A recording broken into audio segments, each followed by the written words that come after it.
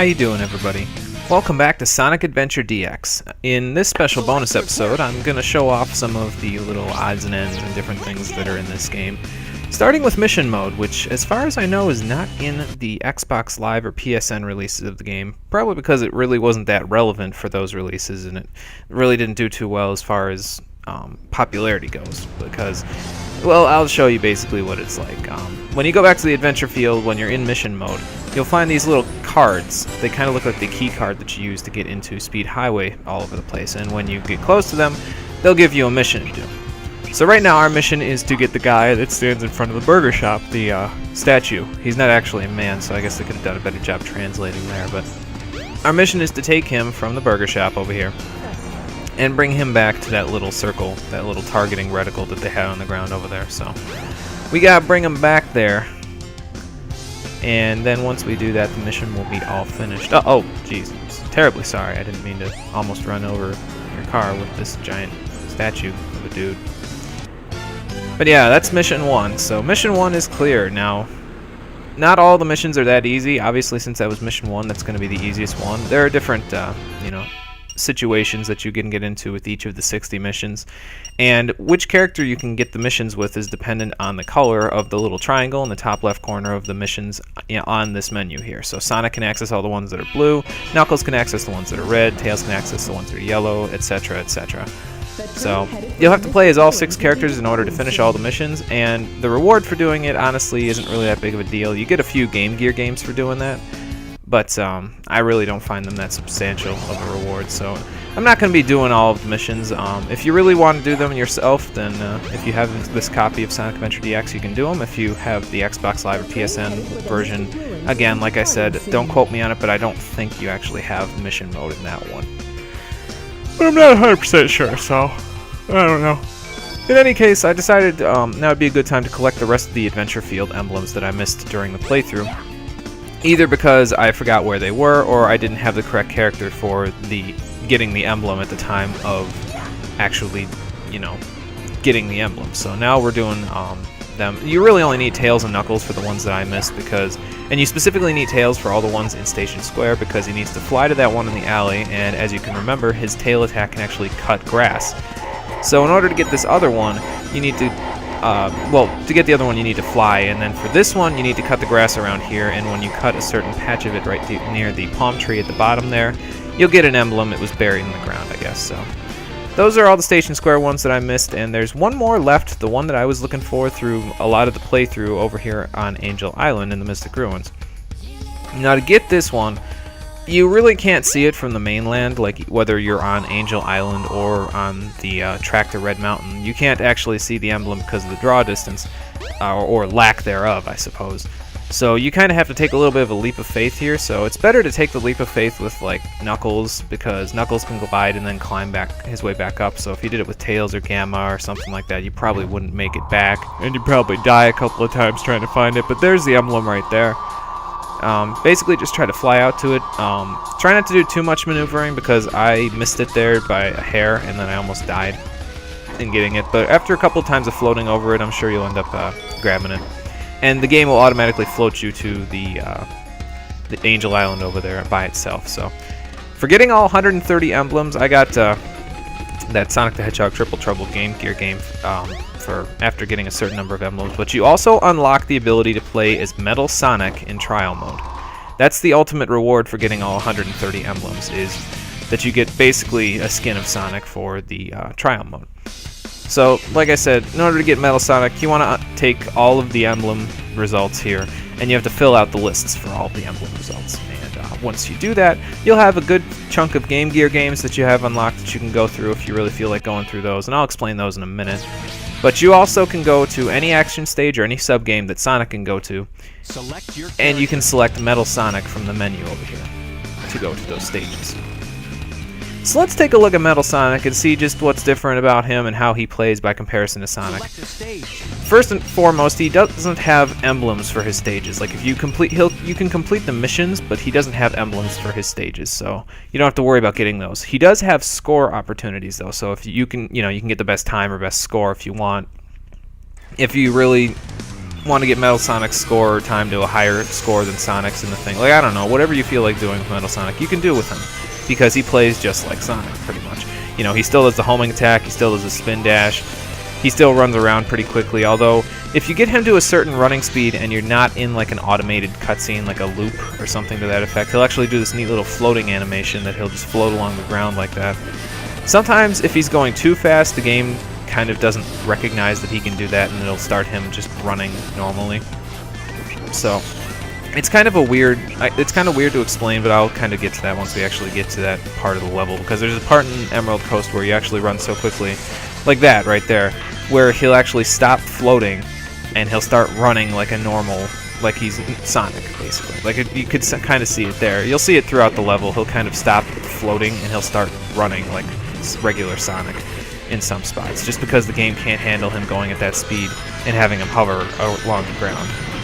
Because it's essentially, like I said at this point, it's a skin of Sonic, really. He plays the same way as Sonic, he has the same moves as Sonic. They didn't really invent a new character for this, it's pretty much just a skin that they added into the game to make it, you know, just a little bit of aesthetic flavor to it, and kind of make the cameo appearance that he had in Eggman's Forest Base not so cameo, because now you can actually play as Metal Sonic in all the levels that Sonic could go to, so including all of the sub-games he can go to. I believe you can take Metal Sonic to Sand Hill, you can take him on Sky Chase with Tails, which is kind of freaky when you think about it, but yeah, you can take him there, and he goes to all these stages. He has his own little extra life animation thing, like there you go. Now he's going so fast because of the speed shoe, he actually can't float anymore, so he has his own little things for this, but pretty much he's still Sonic. He still glitches through walls like Sonic does. No, but I was trying to run a little bit of a shortcut type of a deal with this part of the stage, because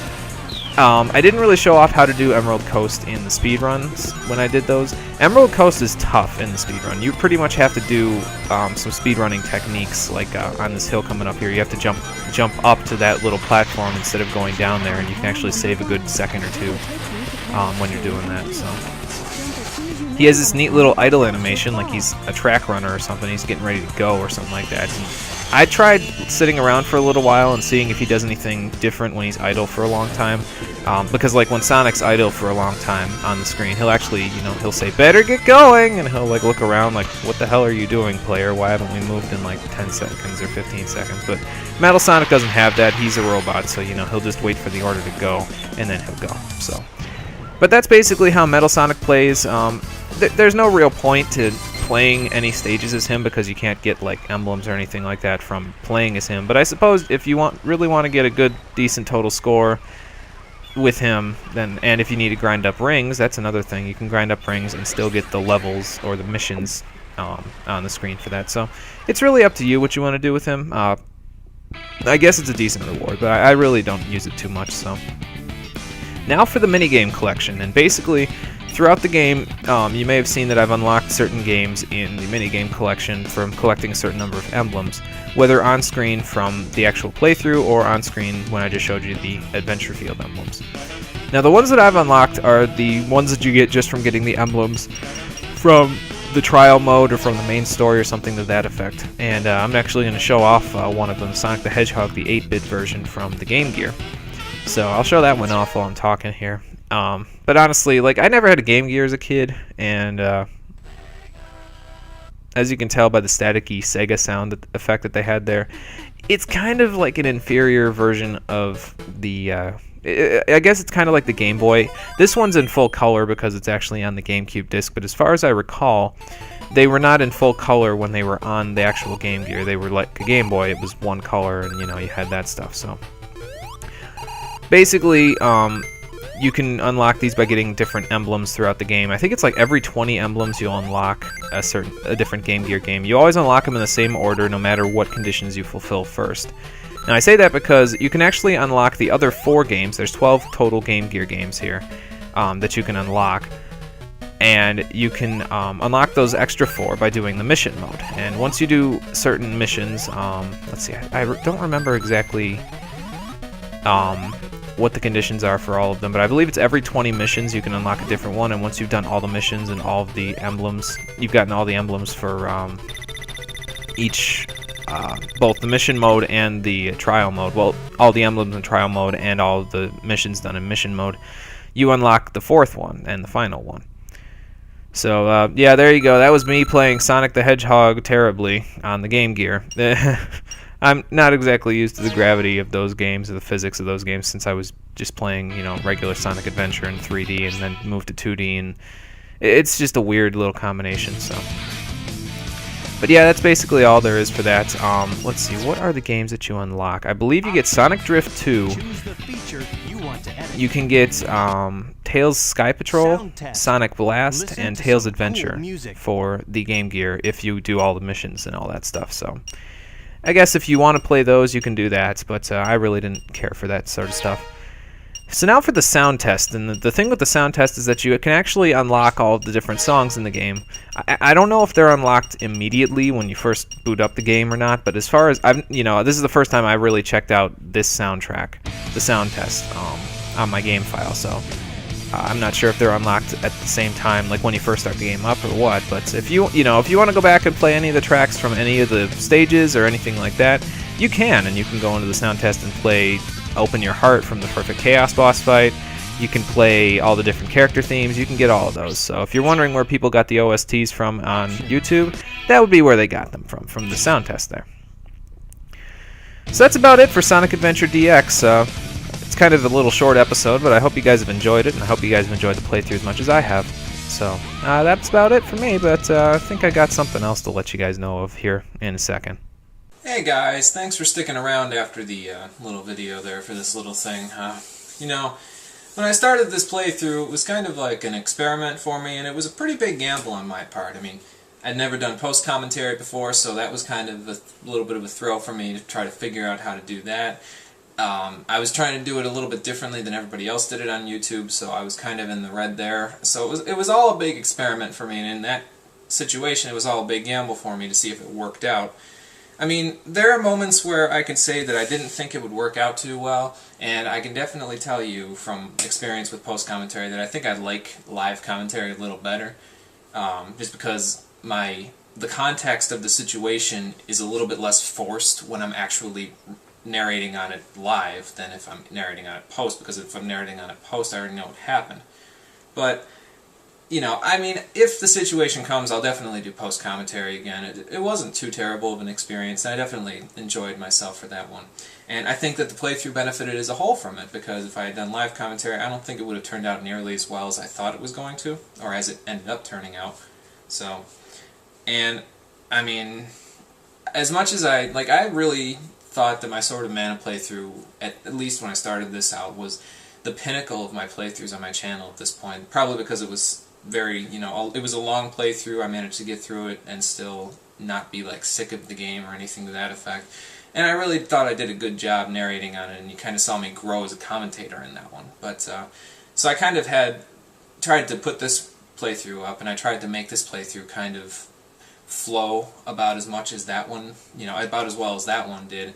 I wanted this playthrough to be better than my Sword of Mana playthrough, and that's been my intention the whole time. That's why I kind of did a good job of editing everything. I wanted to make sure everything was nice and polished, so that way it was better than what I had done before. And I think the finished product definitely turned out to be better than the Sword of Mana playthrough. I mean, the rest of my playthroughs were kind of vanilla, so they couldn't really match up to the Sword of Mana playthrough, but I think this one really did a good job in matching up with the Sword of Mana playthrough. I covered everything I really wanted to cover in the game, and I think I did it in a way that nobody really has seen before, so it's kind of unique.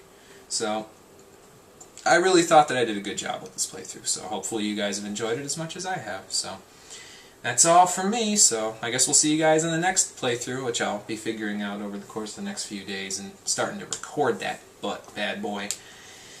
But for now, that's all for me, so thanks for watching, everybody, and I'll see you next time. Take care.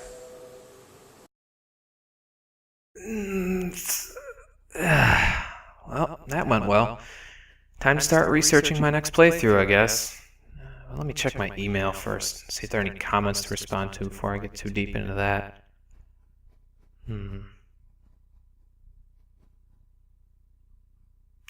What's this? Station Square News? If you thought Sonic was innocent, click here to find out the truth. Sonic the Hedgehog arrested? But why? Why would they want to arrest Sonic? This doesn't make any sense. The gun military organization moved for Sonic's arrest late last night after Sonic was charged with breaking into their HQ and destroying a prototype robotics unit and then fleeing the scene. But that can't be right. That doesn't sound like Sonic at all. Unless maybe...